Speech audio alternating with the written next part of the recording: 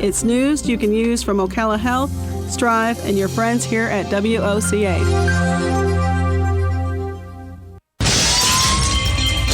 Hi, I'm Seth with AA Lock, Dock, and Security. Have you ever thought about the locks or security on your house or business? Have you ever wondered why the keys to your new car cost so much? Well, at AA Lock, Dock, and Security, we can help with securing your valuables. We can even replace those expensive transponder keys. We can give you the knowledge that no one else will. Call AA Lock, Dock, and Security at 867-1965. That's 867-1965.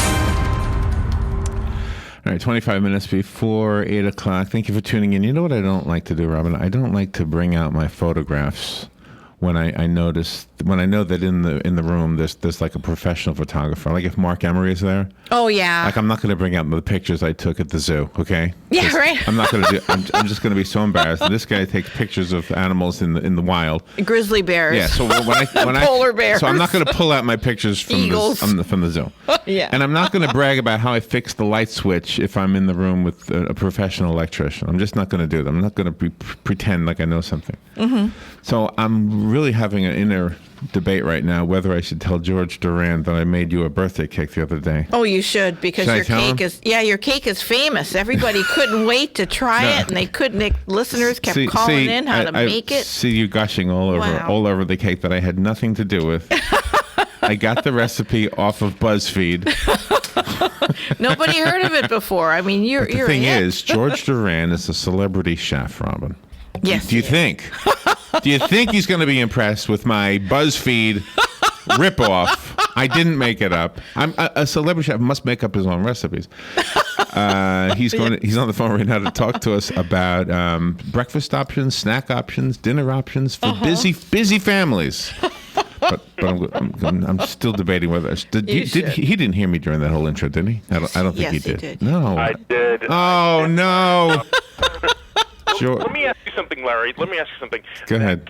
That you made for that birthday cake. Yeah. It doesn't matter what it looks like. What matters is what it tastes like. That's what it comes down to. Tasted really good. Okay. Everybody loves it. I got it from BuzzFeed. It was a no-bake cake. You want to know what it was? What's that? Since you're asking, as long as you're asking. Go ahead, please. I need to know. You know what? And at least you put a little bit of effort into making cake. I assure you, the majority of Americans don't have the time to even make cake, even if it's from the box. They don't have time to make it. So at least you made it, and that's a big thing. Well, we don't have an oven here at the station, but we do have a kitchen area. Okay. Yeah. So on the countertop, and I had to. It was for Robin's birthday, but I had to ask help. I said, "Do you have those things that you can beat whipped cream with?" And she says, "Yes, I do." So I said, well, could you bring it in tomorrow? This was the day before her birthday. 2 days before her birthday. 2 days before, yeah, because it had to Because this thing had to sit in the refrigerator overnight. like 10 hours.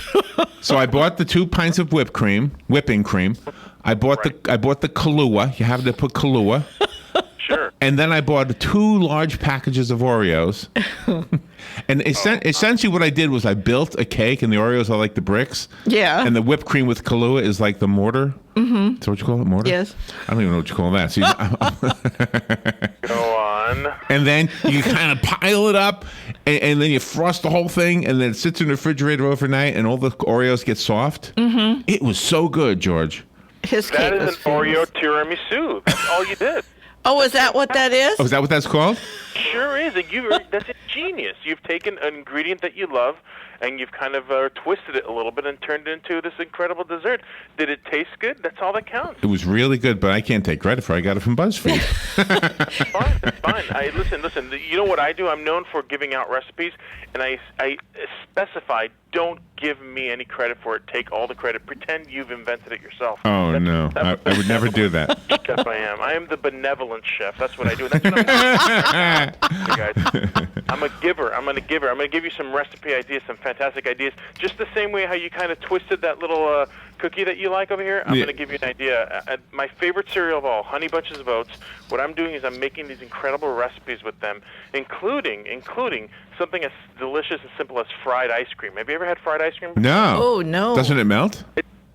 It doesn't melt, actually, because it's so hard. It's round, so you make a nice round scoop of ice cream. Yeah. And what you're doing is you're kind of breading that round scoop of ice cream. You've already frozen it. You take the round scoop of ice cream, like a little ball, you freeze it so it's really hard, and then you kind of coat it with something like Honey Bunches of Oats, crushed Honey Bunches of Oats, and then you fry it for literally like 10, 12 seconds. That's going to create a nice strong coating, like a crunchy coating all around the ice cream. You serve it, a little bit of chocolate sauce next to it, and I'm telling you, you are in birthday heaven with that. Ooh, really? That sounds yummy. We got to do that. How much could I make for the United Way if I was selling that things at a fair? Well, first of all, you would need giant freezers to keep it cold. So there are other things that I actually make that you don't need to keep cold because ice cream can be a little bit tricky.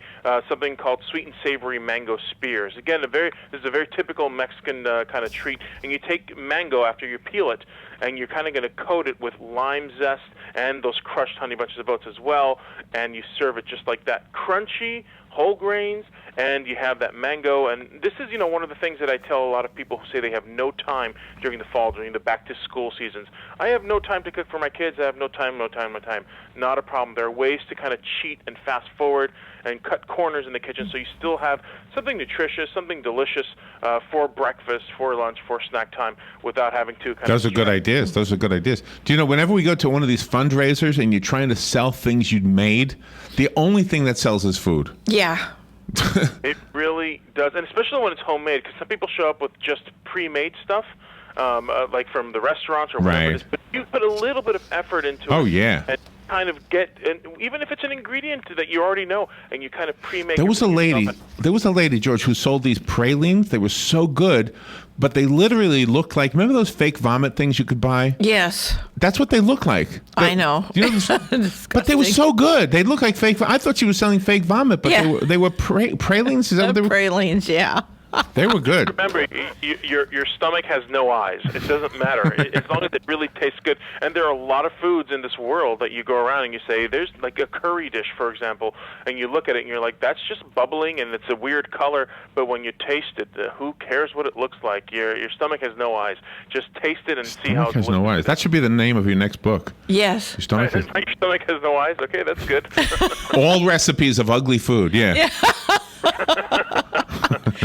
You talk about putting a new twist on crab cakes. Oh my goodness! So crab cakes usually have breadcrumb inside of it, and what I like to do is actually put some of my favorite cereals right inside of it, incorporated. Something that's nuttier, maybe a little bit sweeter, to kind of blend into that crab cake. So you not only have that crunch, the substance instead of the breadcrumbs, and what you get is a nice. Finally, somebody who likes cereal. Everybody's so bad. Everybody always badmouths cereal. Finally, we got somebody who likes cereal. I know, it's great. I love cereal. They make these great biscuits, these Honey Bunches of Oats biscuits for cereal in the morning, and it's so simple. Sometimes I have no time for breakfast, and I just grab one of those, strawberry chocolate chip or honey, and they're really easy to go. What must be your favorite cereal? Every recipe has the same cereal in it. That must be that's a little bizarre, isn't it? It's interesting. That must be your favorite one. It really is. That and other Post cereals are also my favorite. That's interesting. For me, I have this cookbook called Take This Dish and Twist It. What I like to do is instigate people to start cooking at home. So I like to get these known comfort foods and kind of twist them a little bit. So I take something like a soup and pepperoni pizza, and I say, hey, let's make a pepperoni pizza soup. Not only healthier, but forget about the healthy part. It's the idea that you're getting those flavors that you love and incorporating it in something as simple as a soup in there. Pepperoni. Wow, I want to try that. I'll have to read the book to find out. That sounds really good. Yeah. It's called Take This Dish and Twist It is the name of your book? That's correct. Oh, nice. That is a good name, too. Yeah. I'm going to get that book. Hundreds of recipes, incredible recipes that you can kind of make on your own. Very easy, straightforward recipes with nice little twists. I make something called tiramisu with Twinkies, for example. Again, taking the love affair of these snack cakes, and making a tiramisu out of it. And friends who come in, these are real chefs. They come in and they cannot guess how I made that Twinkie. So what is a tiramisu? That's what you called my cake. What does that word mean? What is that? Well, tiramisu is actually a very simple Italian dessert, and it's usually made with coffee, actually. So what you're doing is pretty much taking any cake you want. It's an Italian coffee-flavored Italian dessert, and you're taking any cake that you want, including something like Oreos or cookies or even these biscuits from Honey Bunches of Oats, and you're covering them with coffee inside of it, and then you're layering it with mascarpone cheese, whipped cream, and giving them a little bit of a chocolate flavor at the end. Oh, yummy. Okay, now I get it. And that's what you do with Twinkies. That sounds good. You can do it with Twinkies, you can do it with your Oreos, you can do it with these Honey Bunches of Oats biscuits, you can do it with anything as long as it's some sort of a cookie or something cakey. You can just do it yourself. But, that's the one thing. You can be as creative as you want in your own kitchen and not worry about not knowing the name of the beater when you want to. Do you deliver? I got to hire you to make some good stuff. Deliver. I'm guessing you have other radio shows to do. George, where are you calling from? Where are you calling from? I'm calling from New York City, right here in Harlem, and I got to say it's a mecca here of food. But the best part is that you travel all around the world, including out there in Orlando, and you can still get incredible food this day and age. So I'm so happy to be here in the U.S. You're fun. Thank you so much for being on the air with us. It's an honor. I know you probably have a lot of other dopey radio guys to talk to. Nobody made your cake, though. Larry stood there for 20 minutes to beat up that cream and 20 minutes. Larry, I'm so proud of you, Larry. I'm so proud of you. I will make that a badge of honor right there. Any websites? January 13th, Larry. January 13th is my birthday. I expect a nice tiramisu also. All right. I'll make a note of that. I'll make a note of that. Do you have any websites you want to leave us with? Sure, you go to honeybunchesofoats.com, or you can check out georgeduran.com. Tons of incredible gourmet recipes, easy to make stuff. Come on over, say hi to me at georgeduran.com. I don't bite. January 13th, Robin. Mark it down. I'm going to bring him or send him. I don't know how you can send this with the mail, but I'm going to try. Federal Express. When it absolutely positively has to get there in an hour. That's right. I'll find FedEx. That. Thank you, George. That was fun. Thanks, Larry and Robin. Come on over for dinner anytime. All right. We'll be right back. The weather is brought to you by myfwc.com. Safe boating is no accident. The flood watch is in effect for coastal counties through late tonight. It'll be mostly cloudy today with a couple of showers and heavy thunderstorms. Watch for localized flooding, the high 81 to 85. Mostly cloudy tonight with a couple of showers and a heavier thunderstorm, low 69 to 73. For tomorrow, variable cloudiness with a heavy thunderstorm or two around, the high 83 to 87. From the Florida Weather Center, I'm meteorologist Joe Lundberg. If you're anything like I was, the thought of getting older was the last thing on your mind. But here we are. For me, it started slowly.